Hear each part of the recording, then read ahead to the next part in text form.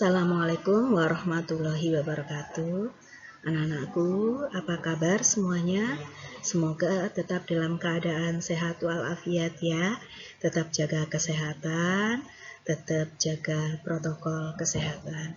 Oke, anak-anakku semuanya, pada pertemuan yang lalu kita sudah membahas tentang vektor. Kita sudah membahas tentang operasi aljabar pada vektor. Kali ini kita masih membahas tentang vektor.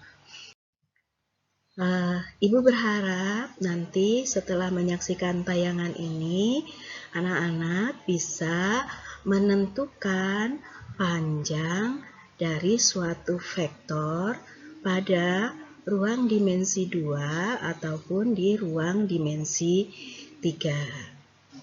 Pada pertemuan yang lalu kita sudah bahas bahwa yang dinamakan dengan vektor adalah suatu besaran yang mempunyai besar dan arah. Pada vektor itu, besar vektor itu artinya panjang vektor. Jadi pada pertemuan kali ini kita akan membahas tentang bagaimana menentukan panjang vektor. Sedangkan arah vektor itu artinya sudut yang dibentuk antara ruas garis vektor tadi dengan sumbu X. Vektor pada pertemuan yang lalu kita sudah bahas bagaimana cara menyajikan vektor. Ada yang berupa ruas garis berarah geometris dan ada pula yang dinyatakan dalam bentuk komponen atau secara analisis. Pada pertemuan kali ini kita mencoba menghitung panjang vektor dengan secara analisis.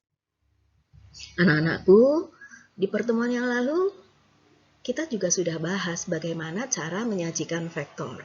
Cara menyajikan vektor secara analisis itu bisa dinyatakan dalam bentuk vektor kolom. Misalkan nih, ini ada vektor U, ini vektor U yang komponennya adalah 3, 4. Ini dinyatakan dalam bentuk kolom, memanjang ke bawah ya. Atau misalnya ada vektor yang titik pangkalnya di P dan titik ujungnya di Q.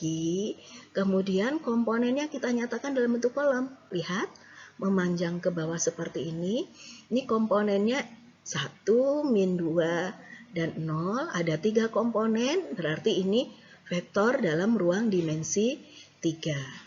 Atau kita juga bisa menyatakan bentuk vektor dalam bentuk vektor baris.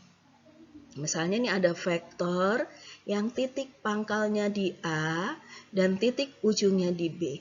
Kita nulis memanjang seperti ini. Perhatikan bedanya dengan yang vektor di atas tadi. Vektor yang di atas ini itu artinya vektor kolom.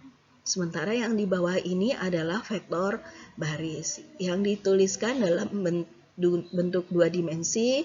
Ini komponennya 3, 4. Atau ada vektor V, di mana vektor V ini adalah vektor dalam ruang dimensi 3. Kita nyatakan dalam bentuk baris, seperti ini bentuknya. Ini vektor ini ditulis dalam bentuk baris. Beda dengan yang di atas tadi ya. Yang di atas tadi ini dinyatakan dalam bentuk kolom. Atau vektor juga bisa dituliskan dengan notasi I, J, dan K. Ini misalnya ada vektor A dengan komponennya 3 komponen, berarti ini vektor dalam ruang dimensi 3. Yang komponennya contohnya adalah 3, min 2, 7. Kalau dinyatakan dalam bentuk IJK berarti vektor A adalah 3I min 2J ditambah 7K. Jadi cara menyajikan vektor secara analisis ada 3 bentuk ya. Ada bentuk vektor kolom, ada bentuk vektor baris, dan ada vektor yang ditulis dengan notasi I, J, dan K. Anak-anak, kita lihat untuk vektor di ruang dimensi 2. Vektor di ruang dimensi 2 itu adalah vektor yang terletak di satu bidang atau vektor yang hanya mempunyai dua komponen, yaitu X dan Y. Untuk menentukan panjang vektor di ruang dimensi 2 ataupun di ruang dimensi 3, panjang vektor dilambangkan dengan tanda harga mutlak, dua buah garis tegak ya. Misalkan nih, ini ada vektor di ruang dimensi 2. Vektor di ruang dimensi 2 ini memiliki komponen X dan Y. Misalkan ada vektor yang titik pangkalnya di O dan titik ujungnya di A atau vektor OA. Vektor OA ini memiliki komponen, ini komponennya adalah X dan komponennya adalah Y. Atau vektor OA dinyatakan dalam bentuk IJK XI ditambah YJ. Atau vektor OA ini diwakili oleh satu buah huruf kecil, ini vektor A, yaitu XI ditambah YJ. Jadi komponennya X dan Y. Jadi kalau kita ingin menentukan panjang vektor di ruang dimensi 2, yang memiliki komponennya A1, A2, atau kalau kita nyatakan dalam bentuk vektor IJK, vektor A dinyatakan dalam bentuk A sama dengan A1I ditambah A2J, maka dapat ditentukan panjang vektornya dengan menggunakan teorema Pythagoras. Sehingga panjang vektor A adalah akar kuadrat dari A1 dikuadratkan ditambah A2 dikuadratkan.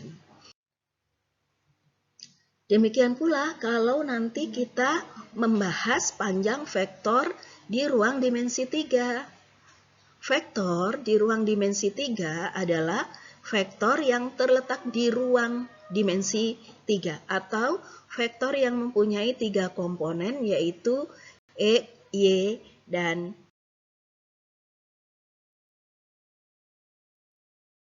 Z. Misalkan kita diminta menghitung panjang vektor V, di mana komponennya adalah X, Y, Z. Ini vektor V-nya dinyatakan dalam bentuk kolom atau dinyatakan dalam bentuk IJK sehingga ditulisnya vektor V sama dengan XI ditambah YJ ditambah ZK, maka panjang vektor V dapat ditentukan dengan teorema Pythagoras sehingga diperoleh bahwa panjang vektor V, lihat perhatikan ada tanda mutlak.